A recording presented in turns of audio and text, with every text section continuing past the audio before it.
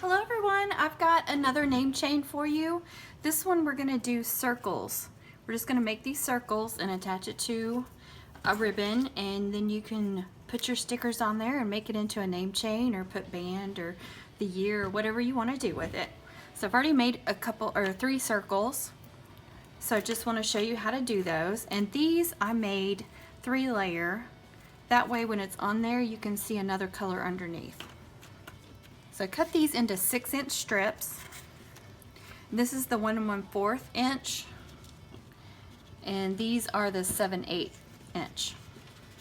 So I'm going to the dull side. This is going to be my underneath side, and I'm going to make sure that the shiny side is showing on my white. And I just want to put it kind of in the middle. Again, make sure your shiny side is up. This is going to be on the outside, so I want both the black and the burgundy to show the shiny side. Then I'm just going to roll it over on top of each itself, just by about that much. And I want to make sure those whites are lining up pretty well. They don't have to be exact. And you can take a stapler, you can take any kind of stapler you've got. Going to push it through there and put one staple in the middle to hold it. That way I don't have to try and hold them and staple them to the ribbon. Again, this is my bottom side. Shiny side of the white, shiny side of the burgundy, with the shiny side of the black. And I just made 6 loops for this braid. You can do as many as you need.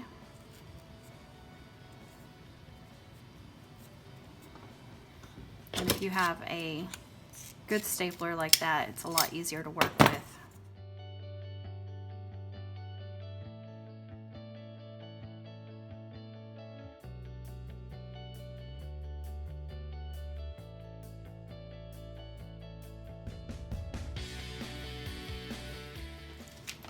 This is just a 20-inch,